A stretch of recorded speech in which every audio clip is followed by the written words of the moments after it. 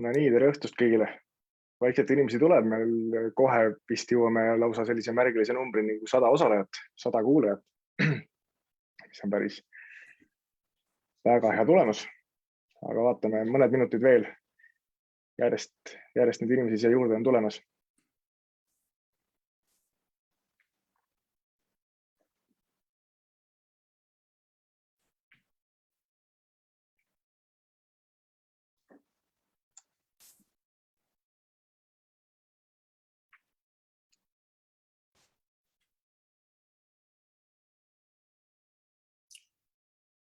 No nii, tundub, et nüüd see esimene suurem saabumiste tulv on saanud ühele poole. Tere õhtust kõigile. Ma loodan, et mu hääl on kenasti kõigile kosta. Saab kenasti panna selle pöidla märgi vist, et siis me näeme, et kõik nende nagu toimib suurepäraselt. Väga hea meel on siin teid kõiki tervitada. Mina olen Jaan Naaber ja mul on väga hea, tegelikult suurepärane võimalus modelleerida disainijuttude tänast 3. episoodi. Igapäevaselt töötan ma Newway disainiagentuuris brändistrateegina ja olen ühtlasi ka Newway asutaja. Aga tänane fookus on meil 3 äärmiselt põneval inimesel ja külalisel. Ja lähmegi vaikselt tänaste disainijuttude juurde. Disainijutud on Eesti Disainikeskuse poolt ellu kutsutud. Siuke tore, inspireeriv õhtu põnevate kogemuslugude saatel. Ja täna on meil kokku siis 3 esinejat. Natuke sellist protseduurilist infot ka, eks tänane selline valitsev seis või valitsevad olud väljaspool tegid sellise lükke, et me oleme sunnitud kolima Eesti Rahvamuuseumist, kus on üleval Eesti disainiauhindade näitus, siiski Zoomi. Nii et tundke ennast kodudes või kontorites või kus te kõik erinevates kohtades võib-olla siis üle maailma laiali olete mugavalt ja nautige seda õhtut. Suur aitäh Eesti Rahvamuuseumile, tänu kellele on näitus nähtav ka tartlastele, ehk siis Eesti disainiauhindade näitus. Ja näitus on nüüd pikendatud kuni aprilli lõpuni, nii et kõigil võib ehk tekkida võimalus veel seda näitust külastada, loodetavasti. Natuke saab ka öelda järgmise disainijuttude kohta, et see leiab aset 22. märtsil ja siis on teemaks disain tervishoius. Danieliga me saame mõne hetke pärast ka tuttavaks, aga suur aitäh Inno-tiimile meid võõrustamast. Nemad kannavad selle eest hoolt, et see pilt ja heli jõuaks täna võimalikult paljude inimesteni. Ja lähme siis disainijutud vol 3 juurde, tänase õhtu juurde. Tänane teema on, kuidas disainida häid digi- ja avalikke teenuseid. Ja sellele küsimusele aitavad täna vastused leida läbi inspireerivate näidete ja arutelude 3 suurepärast esinejat. Kõigepealt Kristjan Lember disainibüroost Tux, kes on siis seal UX disainer ja disainibüroo partner. Siis Kristel-Maria Kadajane disainitiimist Nope, kes on siis selle disainitiim üks eestvedaja ja projektijuhtidest. Ning Daniel Kotšuba, disainer avaliku sektori innovatsioonitiimis. Mõned sellised olulised protseduurilised teemad ka. Kõik küsimused, mis seal tekivad, need saate te kirjutada siia alla chati. Me võtame need küsimused pärast ettekannet kenasti ette, vaatame need läbi ja arutame nende teemadel siis üheskoos esinejatega. Ja selline üks oluline protseduuriline palve veel, et kõik mikrid nagu kinodes, et palutakse mobiiltelefonid välja lüütada, siis selle korral me palume mikrid välja lüütada, et saaks tänase õhtuga kenasti peale hakata. Ma loodan, et Kristjan on juba vaikselt valmis. Meie esimene esineja, Tuxi disainibüroo UX disainer ja partner Kristjan Lember, kes loob ja juhib büroo digitaalseid projekte ja Tux pälvis Eesti disainiauhinnad 2020 graafilise ja digitaalse disaini teadusarendus ja tehnoloogiline progress kategoorias esikoha Hooli päevakalendri ja kellrakendusega, mis on siis mõeldud suhtlusvahendiks eakatele ning nende lähedastele. Ja Kristjan räägib siis tänasel õhtul interaktsiooni disainist, auhinnatud Hooli rakenduse näitel ja ärikasvatavast digiteenuse disainist Iglugraft näitel. Nii et teeme sellise esimese väikse aplausi seal kõik kodudes, kontorites või kus iganes ta hetkel ei ole. Ja anname sõna Kristjanile. Kristjan, palun. Jah, aitäh, Jaan, ja tere kõigile ja aitäh Disainikeskusele selle toreda võimaluse eest. Et jah, nagu Jaan mainis, et siis esindan disainibüroo Tux ja meie siis ütleme fookus ja meie tegemised on siis tegelikult seotud jah, kõik sellega, mis on digitaalne, ehk siis me disainime digitaalseid tooteid, teenuseid, keskkondasid ja kõik, mida saab siis läbi ekraanide nii-öelda kasutada. Ja jah, et meie fookus on väga tugevalt disainil ja me küll aitame ka osasi asju valmis ehitada, aga jah, et siis fookus on just disainil ja sellel protsessil. Et täna ma siis lendan, mul on 20 minutit aega, üritan seda võimalikult kiiresti ja efektiivselt teha, aga läbi kahe projekti, mis nagu esmapilgul võivad tunduda päris erinevad. Aga samas on ka tegelikult ütleme nagu disaineri pilgu läbi ja meetodite ja protsessi osas nagu sama, ehk siis, et ma tegelikult üritangi nagu võtta kaks väga sihukest esmapilgul tunduvalt erinevat projekti, aga siis nagu disaineri pilgu läbi, kuidas siis neid tegelikult niimoodi ühe protsessi alusel teha, eks ju. Jagan oma ekraani ja et jah, et esimene projekt, millest ma räägin, on Hooli. Hooli on siis selline, ütleme, kalendri ja päevakava rakendus dementsetele ja Alžeimeri põdevat haigust inimestele ja ka ka tegelikult nagu väga kõrges eas inimestele, kellel on juba probleeme aja ja siukse asukohatajuga. Ja siis teine projekt, millest ma räägin, on nagu Jaan mainis, on Iglucraft, kes on siis Eesti saunatootjad, kellele me tegime uue veebilehe. Et ongi, et nagu esmapilgul väga siuksed erineva eesmärgiga projektid, aga tegelikult disaineri vaatepilgu läbi on tegelikult see protsess, mida me läbime, on tegelikult üks, eks. Ja siis võib-olla korra lõpuks võtangi kokku, et mis nii-öelda need ühised kokkupuutepunktid nendel kahel erineval projektil on.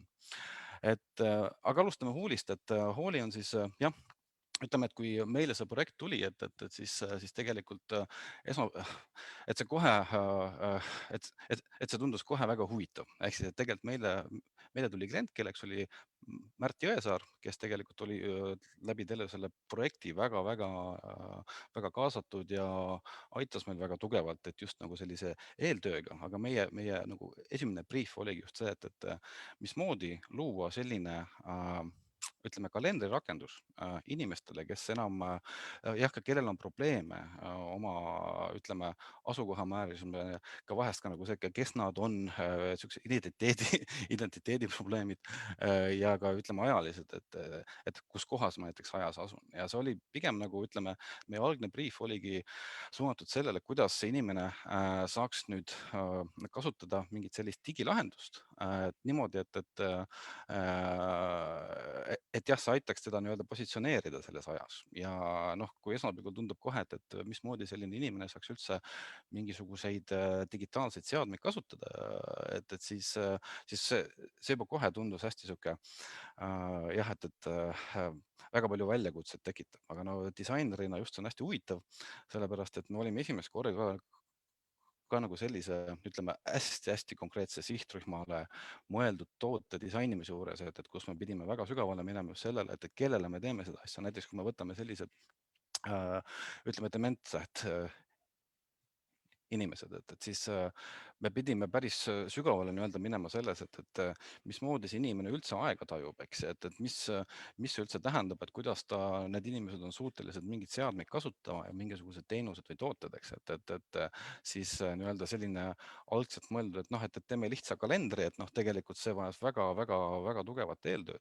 Et tegelikult kuhu me lõpuks jõudsime, oligi selline esmapilgul nii-öelda nähtav sihuke, et hästi lihtne lahendus, eks, et kus siis nii-öelda selline seade siis pannakse inimesele kas siis voodi kõrvale kuhugi nii-öelda tema ruumi.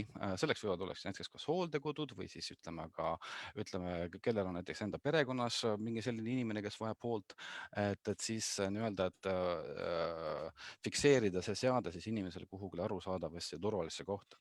Ja nüüd selle asja mõte ongi see, et inimene saaks aru, et mis päev on, mis on kell, mis on minu järgmine tegevus, eks ju.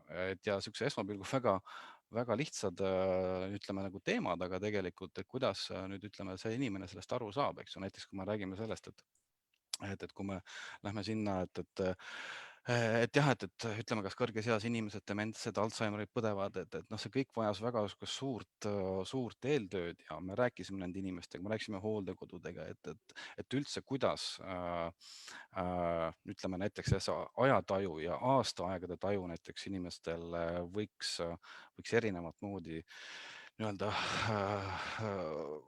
olla üldse, eks, et nad näiteks, kui et inimestel on väga keeruline, ütleme sellises olukorras näiteks lugeda 2-3 sõna ühel real järjest või näiteks ütleme, et ka nagu värvide lahendus on selline, et see peab olema väga kõrge kontrastiga, aga samas, et teatud inimesed näevad asju läbi niisuguse kollase filtri, eks ju. Meil oli isegi nagu selline olukord, kus meie disainer teatud värvilahenduse disainides pani endale kollased prillid ette, et üldse aru saada, et kas nüüd ütleme, need värvikombod üldse töötavad, eks ju, näiteks ja et jah, see eeltöö on nagu sellises projektis väga-väga suure olulisega ja et ütleme meile kui disaineritele see just oligi selline noh, natuke ka sihuke avastus, et tegelikult noh, kui me mingeid tooteid ja teenuseid disainime, siis me teeme seda kindlasti, meil on mingi sihtrühm nii-öelda ees, kellele me seda teeme, aga et see siin selles projektis võttis see täiesti uue mõõtme, et me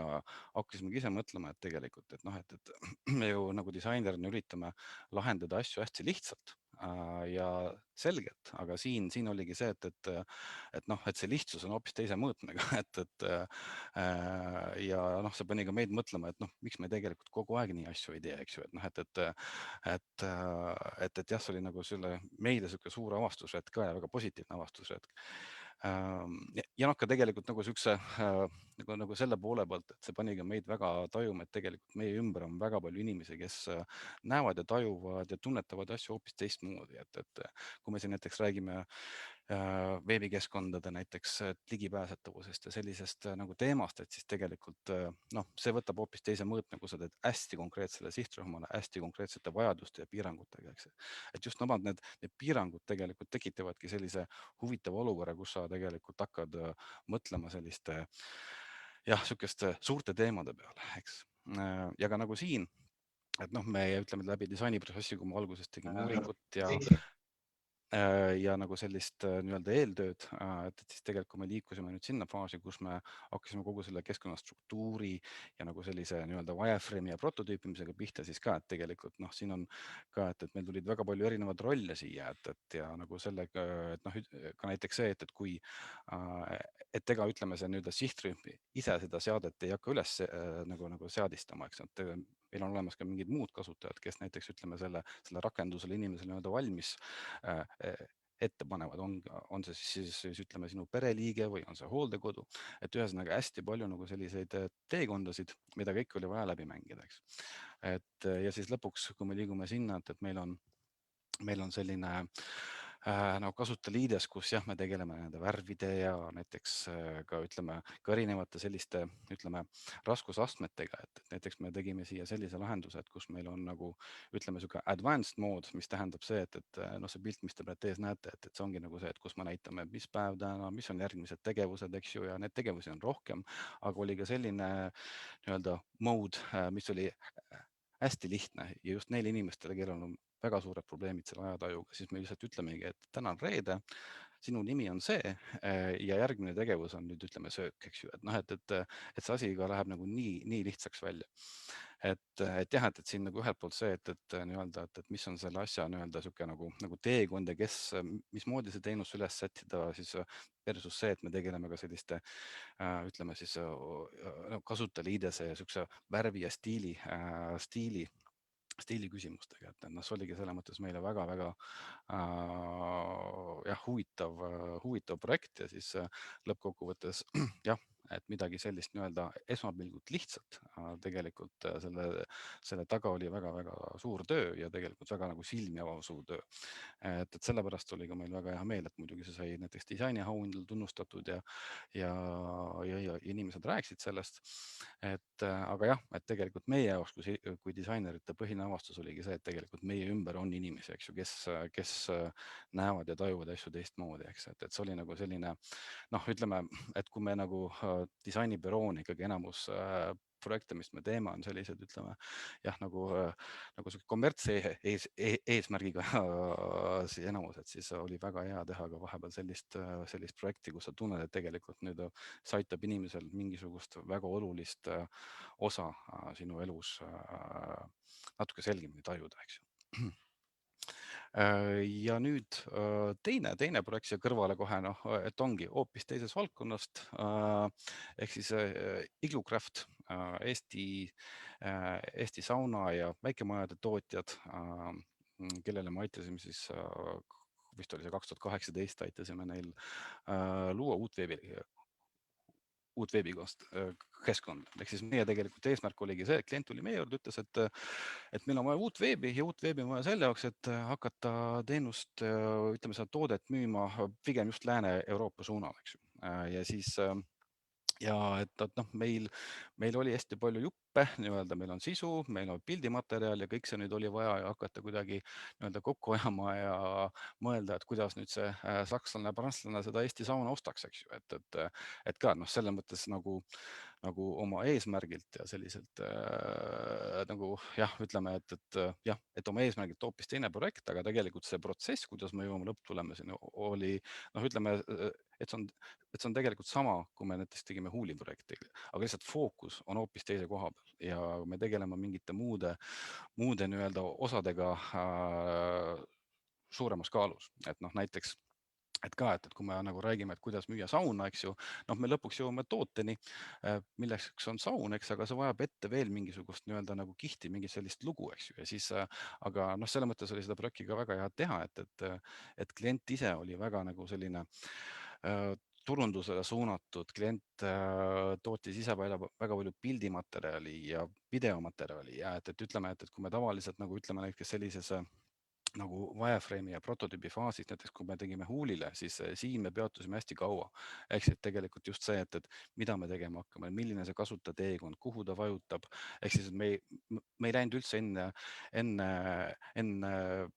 nii-öelda sinna visuaalifaasi, vaid tegelikult nagu see prototüübi faas oli hästi-hästi oluline, eks ju. Siin näiteks Illugraphist, et see nagu see wireframe'i ja sihuke prototüübi faas on väga noh, ütleme sihuke kiire faas, et kus me lihtsalt paneme paika nii-öelda siukse raamistiku, aga me ju peame tegelikult lõpuks müüma seda ideed, et seda lugu, et seda Eesti sauna lugu, eks ju, siis on just see, et siis me liigume päris kiiresti visuaali, kus meil hakkab pilt, tekst ehk siis kogu see lugu nii-öelda koos rääkima, eks ju, ehk siis, et mismoodi nüüd seda sauna hakata müüma, eks ju, sa pead seda lugu rääkima, ehk siis, et mis see saun on, et seal taga on traditsioonid, eks, ja et noh, lõpuks muidugi jõuad tootesse välja, aga nii-öelda, et see on hoopis teise niisuguse kaaluga, eks ju, et nii-öelda, et see jah, et kogu see lugu on siin just koos, käib nagu selle visuaaliga väga koos, eks ju, ja selles mõttes neid projekte just on väga hea teha, kui kliendil on endal see arusaamine, et jah, et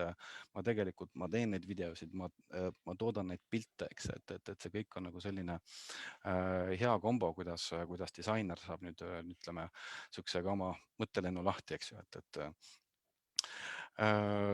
ja et noh, siis lõpuks ongi, et meil on lõpuks midagi sellist, kus on olemas lugu, kus on olemas visuaalse toode ja nii-öelda, kus seda toodet kasutatakse, mis on see kontekst, eks ju, see kõik mängib siin väga palju rolli, eks, ja noh, muidugi kui räägime Iglocraftist, siis et noh, tegelikult kuidas me aitasime neid, et oligi, et lõpuks, kui meil oli see nii-öelda see keskkond valmis ja see lugu, et tegelikult siis kliendil endal oli ka väga nagu lihtne ka siia nagu inimesi saada, eks ju, kui see näeb hea välja, siin on mingi lugu, eks, et inimesel tekib mingi tunnetus, et siis selle pealt ehitada oma turunduskampaaniad üles ja kogu selline suunamine on juba nagu tunduvalt lihtsam, eks ju. noh, kui muidugi siin rääkida, siis aitas ka kindlasti David Beckham kaasa, kes selle sauna ostis ja kes kes siis tegelikult väga nagu aitas ka kaasa kogu selle turundusele nii-öelda, et see Igloo Sound saaks üks hea leviku, eks, eelkõige Lääne-Euroopas. Aga me tahaks lootagi, et meil oli siin väike oma karvane käsi mängus, et nii-öelda see platvorm tekitada ja see nii-öelda see pind, eks ju, ehk siis nagu tänasel päeval jah, et see ütleme jah, et Igloo Crafti toodang on tegelikult mitu korda kasvanud, neil on ka nagu sihuke toote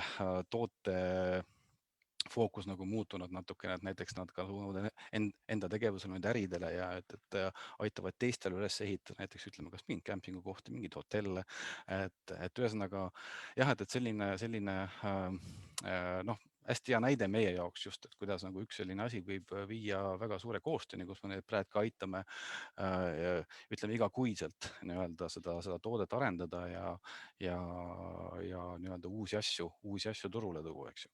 Et töö pidevalt käib.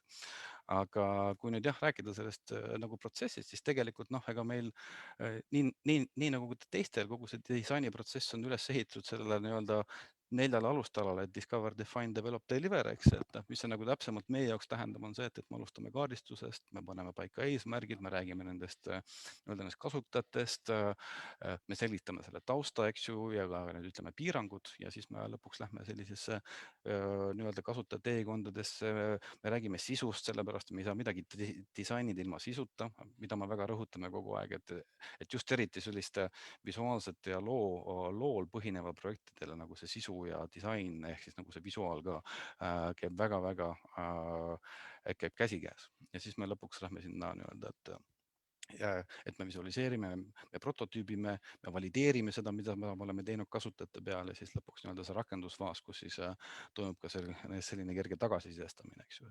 Et need samas 2 projekti, eks, kus et meil on tegelikult üks ja sama protsess, aga fookus jah, on hoopis teise koha peal, et see nagu teebki nagu ütleme disaineri tööga huvitavaks, et sa küll jah, sul on nii-öelda olemas need tööriistad ja see protsess, mida sa jälgid, aga see fookus nii-öelda see raskuskese on hoopis teises kohas ja ka see, et sa liigud ühest valdkonnast teise, et mõnele inimesele meeldib, mõnele mitte, aga meile just see teeb töö huvitavaks, et kui sa ühel päeval teed Eesti saunatootjaid ja võib-olla teisel päeval teed naftapuurtorni beebilehte, et siis on tegelikult päris huvitav elu. Et jah, selline siis minu jutt oli. Et vist rääkisin oma aja täis ka. Aitäh, Kristjan. Võtame esimese küsimuse kohe, mis siin nüüd tekkis. Katrin kenasti vahendab ühte küsimust. Küsiksin, et kas on vanuritelt ja nende lähedastelt või ka teistelt hooli kasutajatelt tagasisidet pärast töösse andmist laekunud? Circa aasta nüüd juba möödas ja kas on pidanud tegema mingeid täiendusi, värskendusi? Ja siin on isegi tegelikult rohkem aega, et kuna jah, nagu mainisin, siis klient Märt Jõesaar on sellega väga nagu seotud ja tegelikult see viis ka teise toote väljaarendamine, milleks on nii-öelda siis sihuke grant time, mis siis tähendab, et tegelikult sihuke nagu helistamisteenus nii-öelda sinna juurde ka, et kus näiteks, et mitte ainult, et me räägi, et sa saad aru, et kus kohas sul nii-öelda, kus kohas sa ajas asud, vaid tegelikult ka see, et sa saaksid oma lähedastega ühendust võtta, et see on nagu selline tootearendus sellele. Aga siin muidugi jah, et see mis siin natuke nüüd ütleme, see, et on enamus projektides ka niimoodi, et see, et kui palju nagu ütleme see nii-öelda see peale projekti nii-öelda valmimist nagu see disaineri kaasamine on alati ka selline, see sõltub väga projektist, sõltub kliendist, eks, et kui palju me saame nii-öelda enda kätte ka seda, eks ju, nii-öelda kogu aeg olla sellega seotud. Nendeks on hästi vähesed projektid. Aga jah, et nagu selline tootearendus pigem käib jah, nagu ütleme sellise hooaja kaupa, et tuleks muidugi hea meelega siin nii-öelda käed sees kogu aeg, aga jah, et eks paraku selline reaalne elu nagu eelarved, aeg ja kõik see hakkab rolli mängima muidugi, eks. Sa rääkisid 2 väga eriilmelisest projektist, aga üks selline, võtame sellise suurema nagu tausta mõttes ühe sellise lihtsa küsimuse ka, et enne andsin nagu väikse vihjena ka, et ma seda küsin, et mis on need 3 asja, mis teie meelest või sinu meelest või sinu tiimi meelest tegid need projektid eriliseks, et seda kõike nüüd laiemalt siin teiste inimestega jagada. Võtame võib-olla selle hooli projekti, et mis see mis oluline ja eriline selle projekti juures oli, mis te õppisite või mis ühiskond sellest võitis? Kuidas te seda hindad? No seesama jah, mis ma ka nagu korraga mainisin, et meie jaoks oli see selline silmi ava projekt, eks, et ja ta just nagu avas selles mõttes meile silmi, et see nii-öelda see, et noh, et me küll räägime, et me näeme enda ümber inimesi, kes võib-olla tajuvad asju teistmoodi, kasutavad asju teistmoodi. Aga see meid pani konkreetselt sellist nagu nendesse kingadesse, et nüüd me peame konkreetselt nüüd tegema neile inimestele konkreetselt seda asja. Ja see oli meie jaoks jah, selline jah, silmi avav just selles mõttes jah, et kuidas, et noh, tegelikult me aeg-ajalt ei mõtle ikka tegelikult selle peale, et me küll ütleme, aga et kui sa nüüd hakkad konkreetselt tegema, et siis sa tajud ise ka, et tegelikult, et jah, et peaks ka oma meeli teravdama ja ütleme tähelepanu, et see oli nagu selline põhiline asi, mis siit tuli ja just nagu see, et sa teed midagi tõesti kasulikule inimestele, et see oli nagu selline ahaa moment, et mitte ainult, et me mitte ei räägi sellest, vaid tegelikult, kui sa reaalselt saad nagu teha seda, et see oli nagu see põhiline.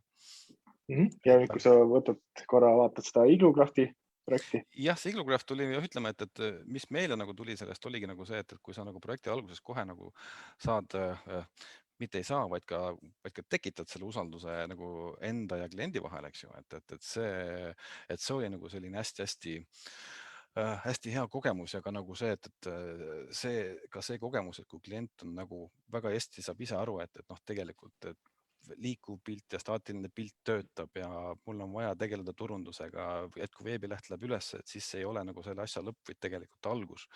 Et just nagu see koostöö, et kus me hakkasime 2018 pihta ja siiamaani teeme seda, eks, et noh, me tegelikult oleme kui partner kliendile, eks, et me isegi ei saa nagu öelda klient, vaid tegelikult partner, eks, et see on nagu see, mis nagu sellisest heast positiivsest kogemusest välja kasvab ja noh, et jah, lihtsalt väga hea näha, et niimoodi on juhtunud ja ka me reaalselt tegelikult aitasime kliendi numbreid nii-öelda parandada, eks, et või noh, vähemalt meil on mingisugune roll siin, et noh, ja mida nüüd saab mõõta, mida ei saa mõõta, on nüüd natuke teine küsimus, aga vähemalt selline nii-öelda üldine tagasiside. Ja üks küsimus veel siin kuulajate seast. Maido küsib, et kas kasutaja testimisest tuli välja ka see, et kui vajalik on seal kalendris inimestele öelda, et ta nimi on a la Maido või Nele või Prometheus? Jah, ütleme see, miks me selle nime sinna panime, oligi see, et ütleme, et olid nagu ütleme väga sügava dementsusega nagu inimesed, kellel ka nagu see, et noh, nagu see, et kui sul on nagu identiteediprobleemid juba, et okei, sa ei tea, et kui sa ärkad näiteks haiglas üles või hooldekodus ja sa tegelikult nüüd ütleme, sul on mingi hetk segadus, et kus sa oled, ja ka võib-olla, kes sa oled, siis ütleme, et noh, see on vähemalt mingi indikatsioon, et nagu öelda, kes sa oled ja võib-olla ka see, et meil mingi arenduse käigus tuli ka sinna juurde, et nagu see, et väike sihuke nupuke, kus on sinu, ütleme, lähedase inimese pilt ja ka nimi, et noh, et luua mingitki konteksti, kes sa oled, eks ju, aga noh, nagu ma ütlesin, et sellel nii-öelda selle rakendusel on mitu erinevat sihukest moodi, üks on hästi lihtne mood, üks on natuke keerulisem nii-öelda, kus me anname rohkem asju juba ette, eks ju, et siis, et jah, see ei olnud nagu kõigile mõeldud, aga osadele ehk on abiks. Ja sellele Maido teisele küsimusele või täpsustatud küsimusele sa natukene vastasid ära, aga selle juurde tuleme, et mis muutuks kasutaja kogemuses tööautorite arvates, kui seda nime seal poleks? No jah, et enamus kasutajatele tõenäoliselt midagi, aga neile kahele inimesele võib-olla see mõjub väga oluliselt, et siin ongi see, et noh, selle raskuskese nii-öelda, eks, et Väga hästi. Hetkel rohkem küsimusi pole tekkinud. Pärast paneelis võtame sellesama projekti veel korra nagu kindlasti ette ja ma arvan, et eks need küsimused tulevad, ma innustan natuke neid küsimusi, et siin kuskil on see chati nupp või siis on ta siinpool, et sõltuvalt sellest, et kes kuidas ekraani vaatab. Kirjutage julgelt oma küsimusi ja siis saavad nad ka kenasti vastuse. Aitäh, Kristjan! Ja vaatan seal, et seal on juba väikselt ootel Kristel-Maria Kadajane, kes on Tartu disainitiimi NOPE üks eestvedajatest ja projektijuhtidest, kes siis oma igapäevases töös juhib digiprojekte ja konsulteerib ettevõtteid, et aidata nende ärisoove tõlkida ümber digilahendusteks. Lisaks sellele tegeleb ka NOPE erinevate brändi ja disainiprojektidega. Aga täna räägib ta meile lähemalt Eesti disainiauhinnad 2020 konkursil teenuse disaini erasektori auhinnatud projektist, Tallinna ja Tartu krematooriumite projektist. kus digitaliseeriti Tallinna krematooriumi teenuse protsess, mille puhul žürii kiitis värsket lahendust ärile, mis on pikalt püsinud muutumatuna. Nii et Krister, nüüd on siis järg sinu käes ja kõigile kuulajatele, vaatajatele, et palun need küsimused kõik, mis teil tekivad, andke julgelt märku. Tere õhtust, traditsiooniline tervitus ka, et kas mind on hästi kuulda? Jaa, super. On hästi kuulda. Aga ma jagan kohe teiega ka enda ekraani. Nõnda ja ma väga loodan, et te nüüd näete minu esitlust ka. Ja jah, nagu Jaan just sisse juhatas, ma räägin täna natuke sellest, kuidas me Eesti ühele matusärile tõime digirevolutsiooni. Ja kiirelt minu taustast ka minu igapäevane töö Nopes on siis projektide koordineerimine ja sekka igasuguseid muid Hunt Kriimsilm ameteid veel. Aga minu tiim Nopes siis valdavalt aitab ettevõtete protsesse muuta paremaks läbi erinevate veebilahenduste, kasutajaliideste, erinevate rakenduste, lisaks ka brändide. Aga kohe asja juurde, et ma räägin täna natuke lähemalt sellest, kuidas me siis Tallinna ja Tartu krematooriumi digirevolutsiooni korraldasime. Et see projekt on mõned tunnustused ka noppinud ja see projekt on meie jaoks juba tegelikult päris mitu head aastat kestnud ja tegelikult kestab tänaseni. Et sellised digirevolutsiooni või teenuse disaini projektid, neil ei ole kindlat lõppu, vaid tegelikult neid tehakse veel ja veel, sest sellise teenuse disaini puhul see itereerimine on nagu hästi oluline. Aga natuke taustast ka, et Tallinna ja Tartu krematoorium on tegutsenud juba aega, üle 28 aasta ja nemad pakuvad siis täielikku matuse teenust, et sisuliselt kõike, mida on vaja lahkunu väärikaks ära saatmiseks. Ja kuni meie projekti alguseni põhines nende töö peamiselt paberimajandusel. Ja üks tõuge, mis nüüd sai digirevolutsiooni, mis andis digirevolutsioonile tõuke paljude teiste seas, oligi 2019. aastal toimunud väike muudatus seoses surmatõendi väljastamise protsessis. Ja see oli ka samm edasi selle poole, et see matuse teenus muutu digitaalsemaks. Ja olukord enne meid sisaldas hästi palju manuaalset tööd. Et kogu tellimustega seotud info käis üle paberi, töögraafikud, tööülesanded, kõike seda hallati paberitel ja see omakorda tähendas, et läbi selle manuaalse töö võis tekkida palju vigu. See on inimlik, ikka vigu juhtub. Ja umbes niimoodi selliste suurte paberite peal nad siis enda asju haldasid. Ja kuna täieliku matuse teenuse pakkumine tähendab, et kaasata on hästi palju erinevaid osapooli, kellel on erinevad ülesanded, siis see paberimajandus tähendas ka, et erinevad osapooled kopeerisid neid ülesandeid käsitsi enda märkmikusse, mis tegelikult tähendab väga suurt ajakulu. Ja kui nüüd toimus plaani muudatus, mida ikka tuleb ette, inimeste soovid, vajadused, nõuded muutuvad. Ja kui nüüd toimus tellimuses plaani muudatus, näiteks mõne matuse tellimises omaks, et tahtsid mingit detaili muuta, siis kõik need osapooled krematooriumi kollektiivis pidid need muudatused käsitsi enda märkmikutesse kandma. Ja see omakorda tähendaski, et suhtlus nende osapoolte vahel võttis aega. Ta võttis energiat, vahepeal kommunikatsioonis kippusid asjad kaduma minema või muunduma. Et see on jällegi täiesti inimlik, aga matuse teenus olemuselt on delikaatne, see on tundlik, see on hästi emotsionaalne ja kui näiteks restoranis tellimuse täitmisel midagi läheb nihu, pole hullu.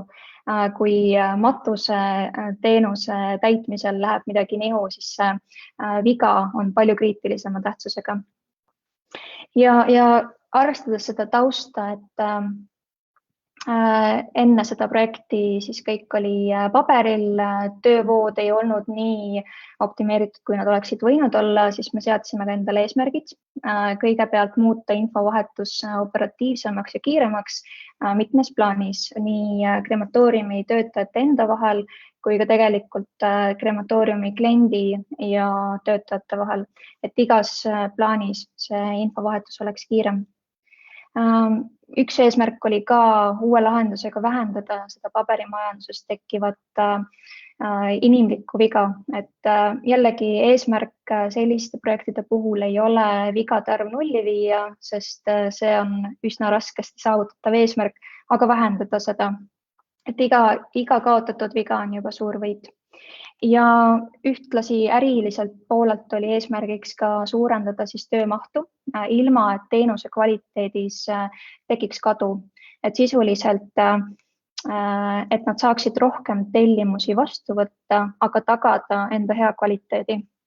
Ja muidugi ka inimese vaatest, krematooriumi kliendi vaatest muuta see matuseteenus paremaks, vähendada nende emotsionaalset stressi ja anda neile võimalus tellida matuseteenust just neile sobivas kohas, sobival ajal ja anda võimalus rahulikult süveneda sellesse teenusesse. Ja kuidas me seda tegime? Kõigepealt me läksime uuendama 25 aastat muutumatuna püsinud äri ja selliselt nii-öelda peale lennates või muutma minnes esimene asi, mida meeles pidada, ongi see, et me ei lähe süsteemi muutma, vaid me läheme inimeste harjumusi muutma, me läheme muutma viisi, kuidas nad töötavad, ehk siis sinna peab kamaluga empaatiat kaasa võtma. Ja me läksimegi alguses lihtsalt aru saama, kuidas seal asjad toimivad, millised on need protsessid, millised on need tänased mured ja sellest lähtuvalt võimalused. Meil kulus hästi palju koosolekuid, arutelusid, me käisime koha peal uurimas, vaatamas, selja taga seismas, et aru saada, kuidas täna kogu see matuse teenus kui selline Tallinna ja Tartu krematooriumis toimub. Lisaks sellele, enne kui me üldse disaini juurde jõudsime, me tegime äri- ja tehnilise analüüsi selleks, et jällegi saada aru, kuidas see üsna kompleksne äriline pool välja näeb, millised on need erinevad protsessid, alamprotsessid, kes protsessidesse kaasatud on ja nii edasi. Ja sellest lähtuvalt siis ka kaardistasime tehniliselt need võimalused, vajadused, soovid, kitsendused, piirangud kõik ära. Ja lõpuks jõuame ka disaini juurde, et me tegime ka story mappingu ja prototüüpimise, nagu ennem Kristjan mainis ka, et siin on selliste teenuste ja rakenduste puhul on hästi oluline aru saada, mida kasutajad päriselt vajavad, kuidas võiks see teenus olla nende jaoks üles ehitatud, et jällegi panna see inimene sinna keskmesse ja ehitada neid asju tema ümber. Ja see tähendabki konkreetselt võtta kogu see protsess pulkadeks lahti ja vaadata iga erineva rolli pealt, et kes mida kuidas vajab. Ja siin on lihtsalt üks näide ka ühest äriprotsessi kirjeldusest, et selliseid jooniseid oli meil mitmeidki. Ja story mappimise puhul jällegi eesmärgiks oli aru saada, et kuna selle teenuse osutamisega on seotud mitu erinevat rolli, et siis aru saada, mida iga roll vajab, mis tegevusi, mis soove, mis funktsionaalsuseid, milliseid ülesandeid igaüks peab tegema. Ja muidugi ka prototüüpimine ehk siis wireframe imine esmalt, et see sisuliselt tähendabki teenuse nii-öelda mokkimist või visandamist selleks, et aru saada, kuidas see võiks välja näha ja vaikselt itereerides jõuda nagu tõele järjest lähemale. Ja muidugi ka selline teenus ei ole kunagi nagu lõplikult valmis, et seda tuleb ikka ajas nagu uuendada, täiendada, vaadata, mida kasutajad räägivad ja vastavalt sellele jälle täiendusi teha. Ja jällegi ühisosa Kristjani eelneva jutuga, et ka siin projektis oli see prototüübi testimine omal kohal. Et prototüübi testimine on, võiks öelda julgelt, peaaegu igas projektis üks odavamaid, kiiremaid ja paremaid viise, kuidas valideerida see lahendus lahenduse toimimine enne ära, kui see päriselt arendusse ja laivi lasta, et selles prototüübi faasis juba saada kasutajate ehk siis nende inimeste tagasiside kätte, vastavalt sellele teha muudatusi, parandusi ja siis parandatud versioon nii-öelda laivi lasta päris kasutajate ette. Ja tulemuseks me siis lõime sellise päris võimsa digitaalse ökosüsteemi, mis ühelt poolt koosneb nii-öelda avalikust poolest ehk veebilehest, mis on mugav kasutada, kus kliendid saavad teha rahulikult omas tempos matuseteenuse tellimust. Me uuendasime nii pildikeele, nii üldse visuaalse keele, et varasema sellise natuke hämara tonaalsuse asemele tuli pigem helge, jõustav ja toetav visuaal. Ja lisaks sellele avalikule poolele valmis ka nutikas tarkvaraline pool, mille üks võti on see, et arvutid ju ei maga, et süsteem on võimeline võtma neid matuse tellimusi 24/7 vastu. Ja automaatne pool tuleb sealt ka sisse sellest, et tellimused muudetakse automaatselt ülesanneteks ja lisatakse siis erinevate osapoolte töölauale, et kui varasemalt mäletate, rääkisin, et nad haldasid seda kõike paberil märkmikutes, siis nüüd süsteem teeb seda nende eest. Ja siin on ka väljavõte sellest töölauast, et see oli kindlasti protsessi mõttes üks päris suur võit.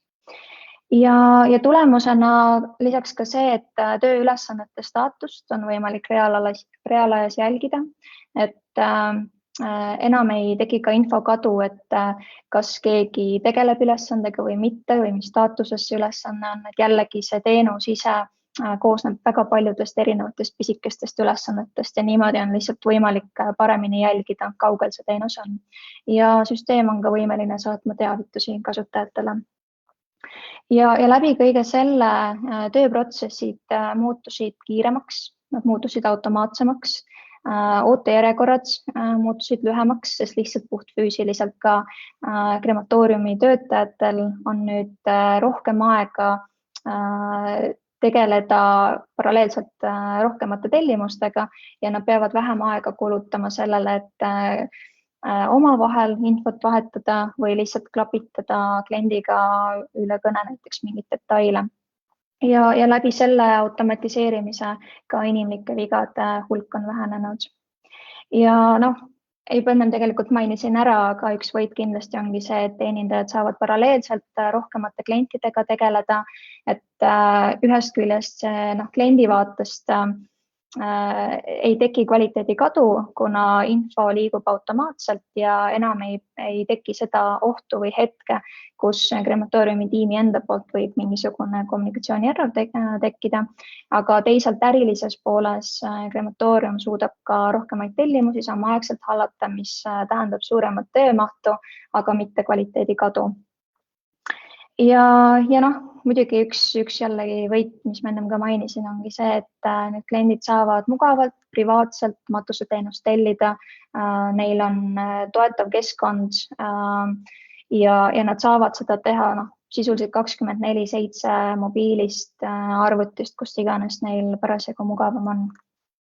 Ja siin on ka üks näide sellest pildi ja visuaalsest keelest, mis uuendatud kodulehel siis tuli, et lisaks sellele, et meie tiim tegi veebidisaini ja Code & Play arendustiim siis arendas selle valmis ja oli kogu selle tehnilise ja ärianalüüsi taga, et siis mingi hetk meie kontoris oligi urne täis, et pildistasime ka kõik need sisse, et jällegi klientidel oleks ka võimalikult lai valik neid urne, mille vahel siis nad saavad valida ja jällegi neil oleksid võimalikult palju valikuid seal lehel. Nii, ja nüüd ma olen valmis küsimusteks.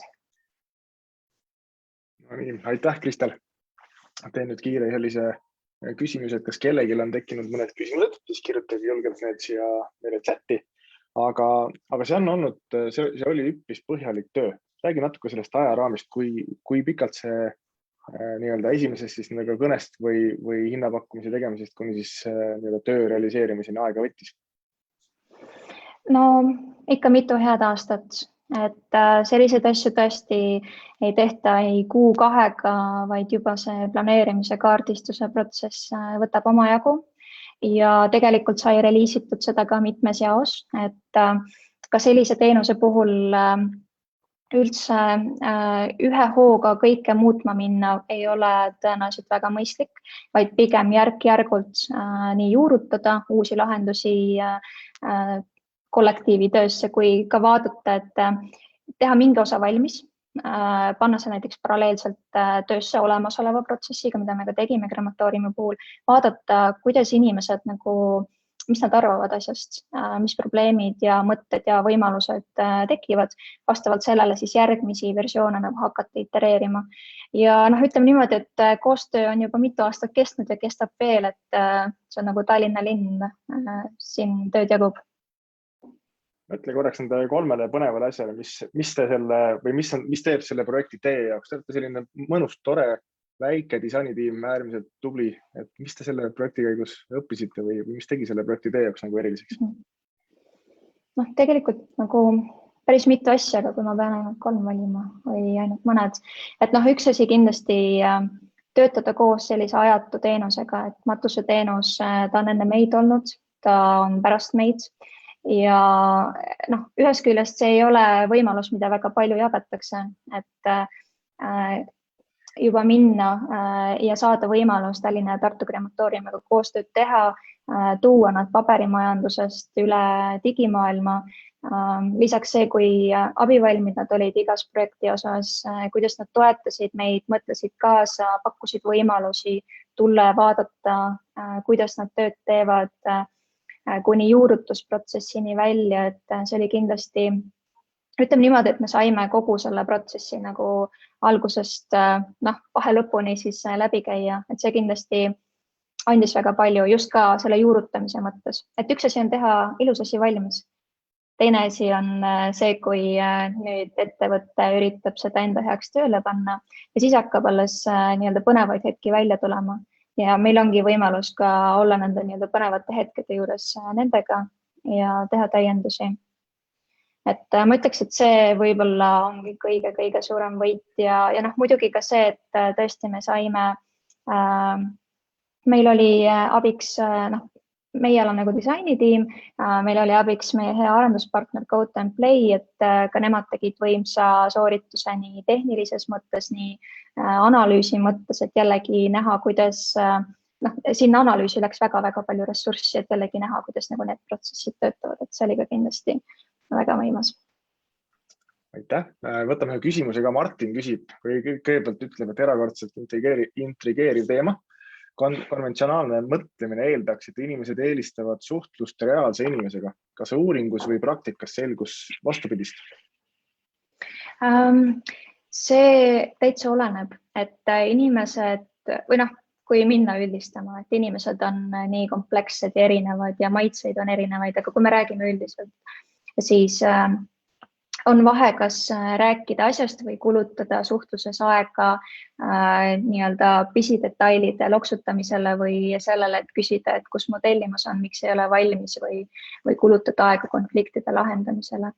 Et meie põhimõte või meie eesmärk oli just vähendada sellist käsitööd ja sellist suhtlust, nagu ongi konflikti lahendus või need errorid, et ma panin ju selle tellimuse kirja, kuidas sina said sellest teistmoodi aru, et vähendada neid kontakte, aga andagi tänu sellele, et vähendada seda paberimajandust ja seda käsitsi ümbertrükkimist, võtta see osa ära ja anda teenindajatele ja siis inimestele võimalus rääkida päris asjast. Anda krematooriumi töötajatele võimalus toetada neid inimesi, kes on leinas, kes peavad tegelema matuse korraldusega. Ja see on see suhtlus, mida meie tõeliselt väärtustame ja mida krematooriumi tiim väärtustab ja mis tänu sellele automaatsemale protsessile on nüüd paremini võimalik. No nii, ma loodan, et ma vastasin. Ma arvan, et kui Martin sai nüüd vastuse, siis ta pärast, või kui ta ei saanud vastuse, siis ta võib-olla küsib täpsustava küsimuse. Me saame pärast väikses paneelis seda küsimust siis lahata. Suur aitäh sulle, väga hästi, väga põhjalik ülevaade ja kõik saavad kodudes jälle teha ühe väikse aplausi. ja me saame liikuda meie järgmise esineja juurde Inno tiimist ehk siis avaliku sektori innovatsioonitiimi disainer Daniel Kotšuba. Ja innovatsioonitiimi ülesanne on siis muuta Eesti avalikke teenuseid koostöös ministeeriumite ja allasutustega kasutajasõbralikemaks ja inimkesksemateks. Ja Inno tiim noppis Eesti disainiauhinnad 2020 konkursil võitnud lausa 3 erinevas kategoorias. Teenuse disain avalikus ja kolmandas sektoris, disainimuutja ning aasta disainitegu. Lisaks pälvis nende palju rahvusvahelist kajastust saanud rahunemispeatuse projekt ja Kultuurkapitali arhitektuuri sihtkapitali disainialased tegevuse preemia. Nii et Daniel, järgmised 10-20 minutit on nüüd sinu päralt. Aitäh. Tere kõigile ja suur tänu ka disainikeskusele kutsumast. Et väga tore on tavaliselt me avaliku sektori innovatsioonitiimis räägime ametkonnaga, aga täna ma olen ilmselgelt natuke teises keskkonnas ja see on väga tore jällegi. Mitte, et ametkonnaga midagi oleks hädasti nii-öelda viga, aga teistsugune publik on ikkagi alati tore ka. Et mina olen siis Daniel ja ma olen oma taustalt graafiline disainer. Täna ja viimased tegelikult 3 aastat olen ma töötanud avaliku sektori innovatsioonitiimis. Ja minuga koos, unustan ühe asja, nii, teeks pildid taga. Et, nii, kas pilt on näha? On. Minu koos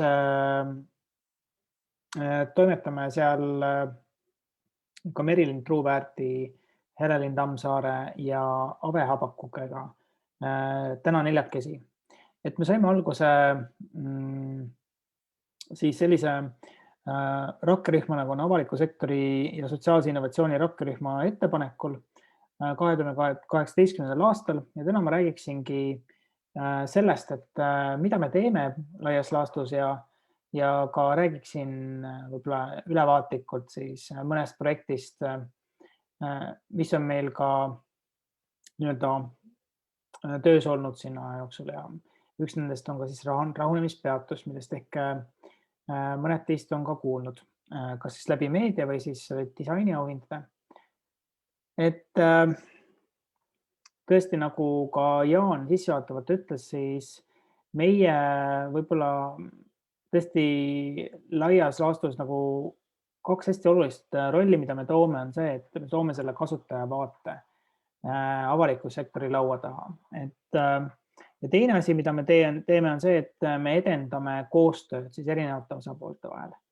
Et sageli me kuuleme kriitikat, sellist silotornide keskset avaliku sektori kriitikat. Meie oleme see üksus, kes püüab siis need silotornid siis kas nüüd ületada või need barjäärid nende vahel siis või. Et kui me 2018. aastal loodi, siis meid loodi selliseks eksperimendiks 3 aastaks, et 3 aasta lõppedes siis tuleb tõehetk, kas siis me jätkame või mitte. Ja täna võib etteruttavalt juba öelda, et täna nüüd juunikuus pidi see nüüd tähtaeg tulema. Tänase seisuga me jätkame vähemalt selle aasta lõpuni ja plaan on tegelikult ka vähemalt mingis perspektiivis edasi jätkata. Et lisaks, kuidas me siis seda teeme, ongi, et me toetume sellisele, õieti tulles natuke veel samm tagasi, et tõesti meie nimi on selline avaliku sektori innovatsioonitiim ja ennast, meil on tunde kestnud arutelusid ja selja taga ka, et kuidas me ennast raamistame ja nii-öelda sõnastame ja kes me oleme, mis me teeme. Et me oleme pidanud nagu siis mõtestama, mis asi see innovatsioon nagu meie jaoks tähendab. Et see on vastasel juhul väga selline lai ja mitte midagi ütlev sõna. Ja samas ka kõike ütlev sõna, siis me näeme seda just, et innovatsioon on selline teenuse toote süsteemi parandamine või kohandamine või siis mille eesmärgiks on siis sellise inimesele just suurema väärtuse pakkumine.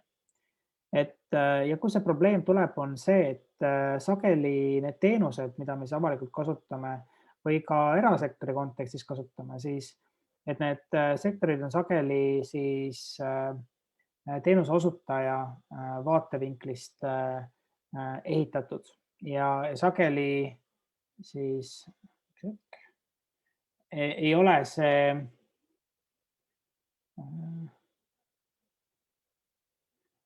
sageli jäävad siis need kasutajad nii-öelda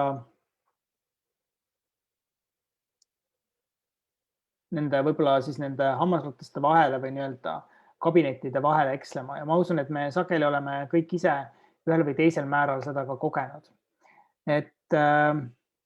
Seetõttu meie oluline ülesanne ongi tuua see kasutaja perspektiiv, et aru saada, et kas see, kuidas me oleme neid avalikke teenuseid nagu loonud ja kas see tegelikult täidab ka oma eesmärki kasutaja vaatest. Ja tõesti, meil on väga-väga eriilmelised projektid. Näiteks praegu meil on käsil 6 projekti, mida me viime siis läbi sellise programmi, mille nimi on avaliku sektori innovatsiooniprogramm, mis on siis mõeldud avalike sektori siis ametnikele ennekõike siis, aga me kaasame sinna ka lisaks nii-öelda riigi tasandile ka nii-öelda ministeeriumide allasutusi, me kaasame kohaliku omavalitsuse ametnikke kui ka tegelikult kolmandast sektorist ja ka erasektorist. See on meie võib-olla siis sihuke põhiline tööpõld, mida me siis mis kestab meil siis 6 kuni 12 kuud. See on see koht, kus kohas me käime siis sellise disainiprotsessi põhjalikult läbi igas projektis või vastupidi, et iga projekti viime läbi selle disainiprotsessi. Mul on nagu väga hea meel, et nii Nopega kui ka Tuxiga täna oleme saanud siin rääkida, et need projektid väga hästi iseloomustavad tegelikult ka sellist kasutaja suhtes väga tugevat tundlikkust ja see on miski, mida me ka püüame avalikku sektorisse tuua. Sarnaselt nagu ka siin on mainitud, ka meie toetume oma protsessis sellisele disainmõtlemisele mudelile, milleks on siis seesama topeltteemant mudel, et kas ta ma käin nüüd uuesti alguses, ma ei tea, miks ta repeat'i ei tee.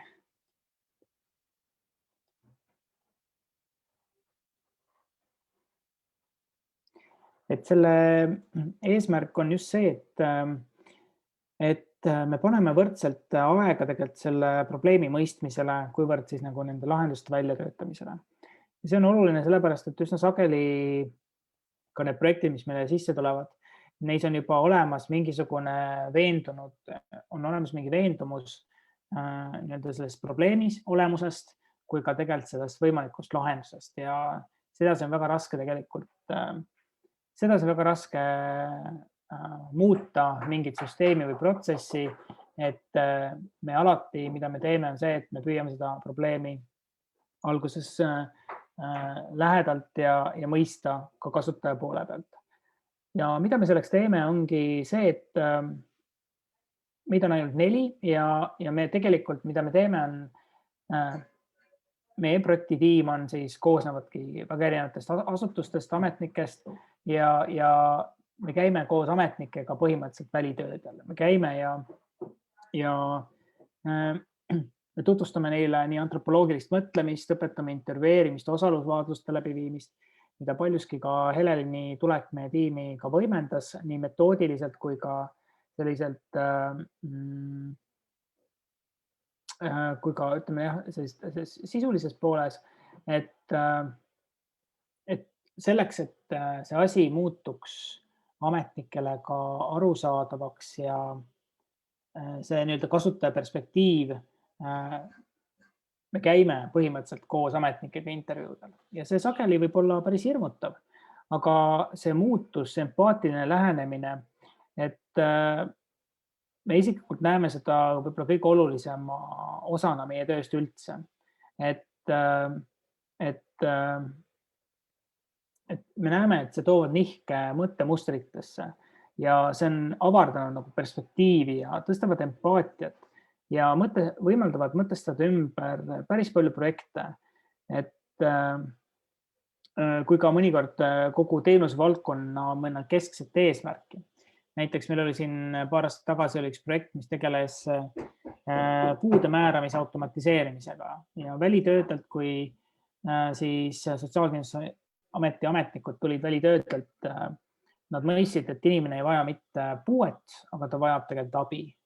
Ja see probleem selle taga oli see, et küsimus ei olnud nagu puude automatiseerimises ehk siis puude määramise lihtsustamises, vaid koos puudega tuli taotleda ka teisi teenuseid. Ja ametnikud said aru, et see projektimeeskond sai aru tähendab sellest, et oleks vaja lihtsustada abi pakkumist, eks neid kaasavaid teenuseid ja seda ka tehti. Ehk siis see on nagu hästi-hästi oluline osa, mida välitööd toovad ja seetõttu on ka see, mida me näeme, et see võib olla ka nagu rahvusvaheliselt on midagi, mida sageli ka teistes riikides ei tehta avaliku sektori disainimaastikul, et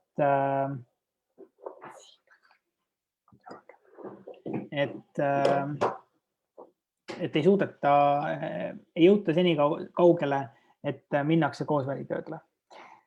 Et ka koostöö erinevate osapoolte vahel on see, mida tegelikult ka ametnikud ja meie projekti siis liikmed ise toovad välja kui väga olulise sellise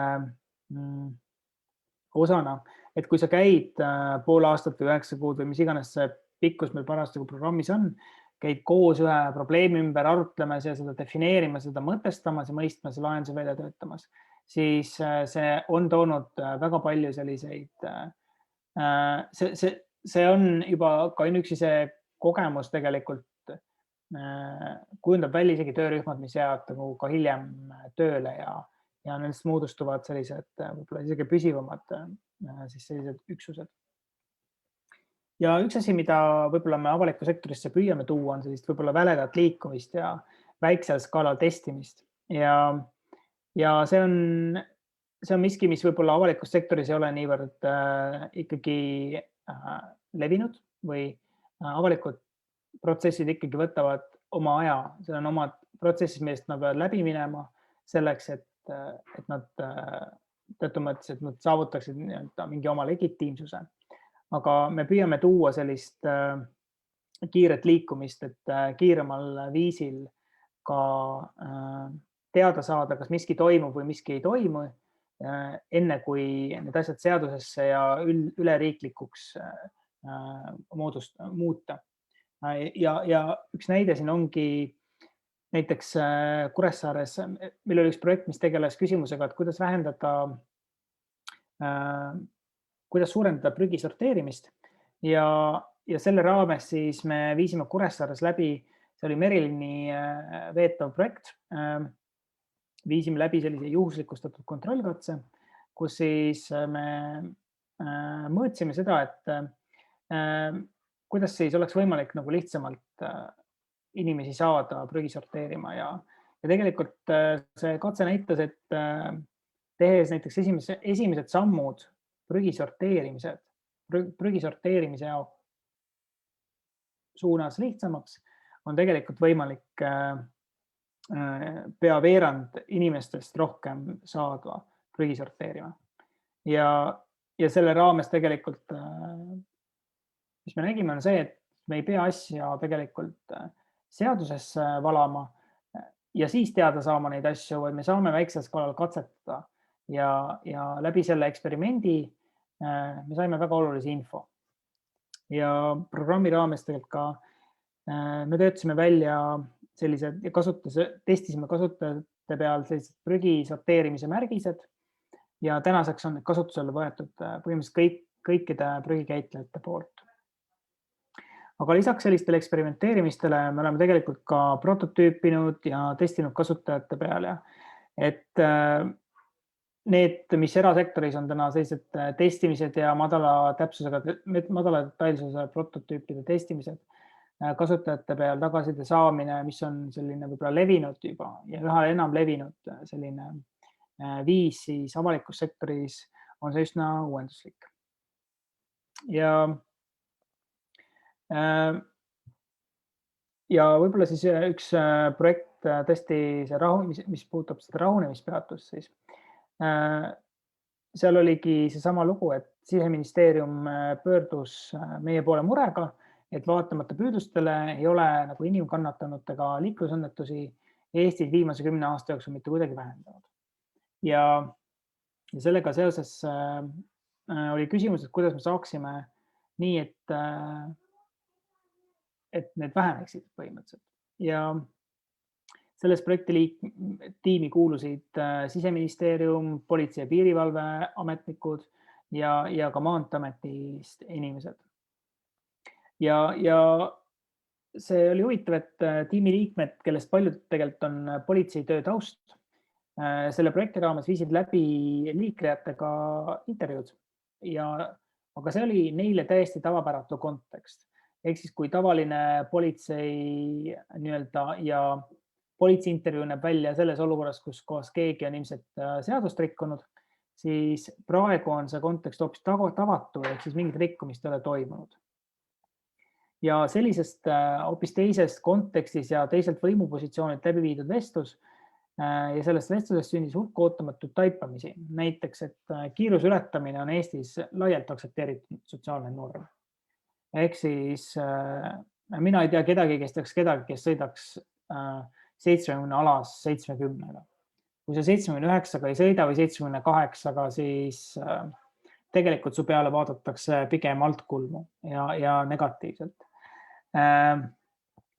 Samuti näiteks tuli need intervjuudest välja, et trahvidesse ja eriti ka kiiruskaamerate trahvidesse suhtutakse täna kui pigem kommunaalarvetesse, mis tuleb ära tasuta, kuid need ei mõjuta mitte kuidagi liikluskäitumist. Ja samuti üks oluline taipamine, mis veel tuli välja, oli nagu vastukaaluks, et nendes intervjueeritud juhtidel oli eredalt meeles siiski see politseiga veedetud aeg ja see kaotatud aeg, mis tuli teeservas või politseiautos oodata, kuni trahv välja kirjutatakse. Ja sellest tulenevalt tuligi mõte, et miks mitte katsetada ajakaotust rahatrahvi kõrval, et kas see on nagu mõjusam või mitte. Ja 2019 sügisel katsetasimegi, see oli siis Helelini eest veetavas projektis Rapla-Tallinna maanteel rahunemispeatust. Ja põhimõtteliselt see mõte oli see, et kiiruse rikkujatel, kellel puudus varasema karistus, anti valida, kas nad maksavad trahvi või nad ootavad siis vastavalt 45 või 60 minutit, sõltuvalt sellest siis, kui palju nad kiirust siis ka ületasid vastavalt. Ja võib-olla mis selle projekti kokkuvõtteks nagu öelda on see, et rahunemispeatuse katsetuses või selles projektis oli võib-olla oluline see, et see julgustas Eesti politseid katsetama oma töös uusi ja selliseid julgemaid kasutajakeskseid lähenemisi. Et ei ole ainult trahv või selline rangem võib-olla karistusmeede, kuivõrd meil on võimalik mõjutada inimese käitumist pehmemate meetoditega. Ja samuti politsei mõistis, et juriidilise normi kõrval tegelikult nad peaksid tegelema jätkuvalt ka sotsiaalse normiga. Et see ei pruugi tegelikult võimupositsioonilt tulles esmapilgul elementaarne olla, et kiiruse ületamine on sotsiaalne norm. Aga sellist võimupositsioonilt vaatamist võib tulla väga erinevates rollides, alates, ma ei tea, lapsevanemaks olemisest, koolides õpetaja olemiseks, arstikabinetis ja kus iganes, kus kohas me ei ole nagu sama sotsiaalsel tasemel. Ja tegelikult tore on see, et rahunemispeatust ka nähti tegelikult kui sellist õiglast alternatiivi trahvidele, et seda sõltumata sellest, et seda nähti selliste politseipoolse siira püüdlusena mõjutada autojuhtide käitumist, mitte nii-öelda täita riigi rahakassat.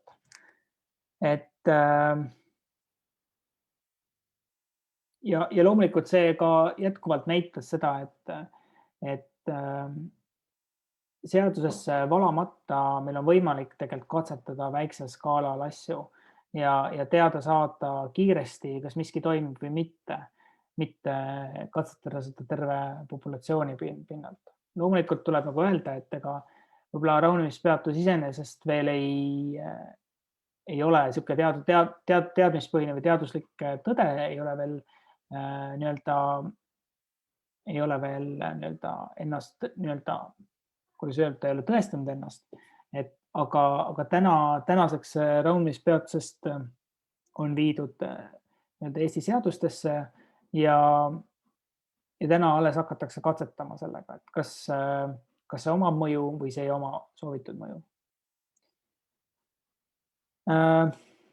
Mis ma võib-olla kokkuvõtteks siis ütlen meie tööst on see, et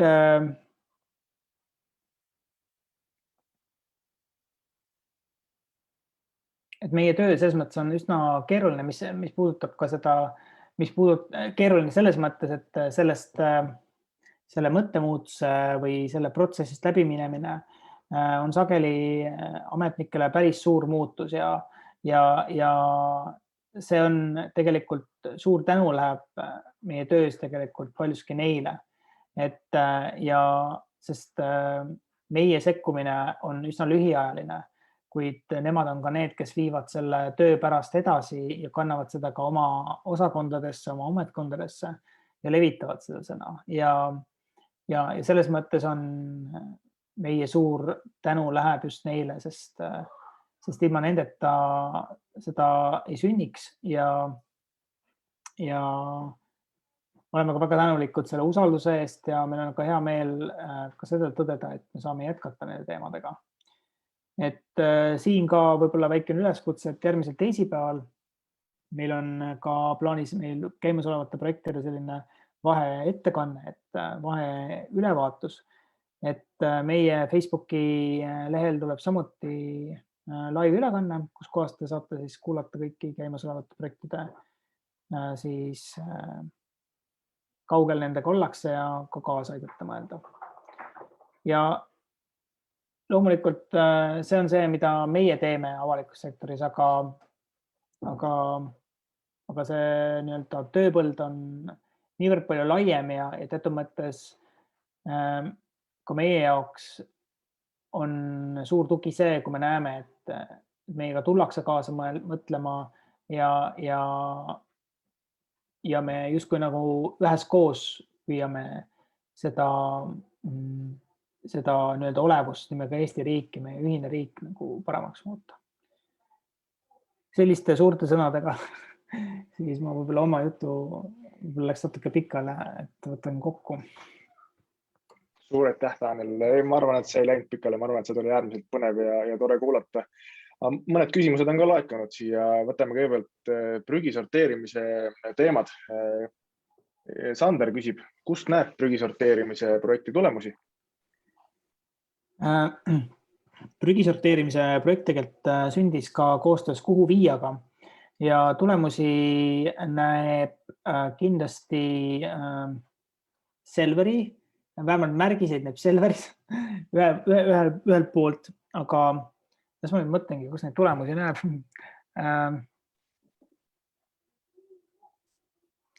Kas see küsimus oli nüüd nende märgiste osas või selle eksperimendi osas?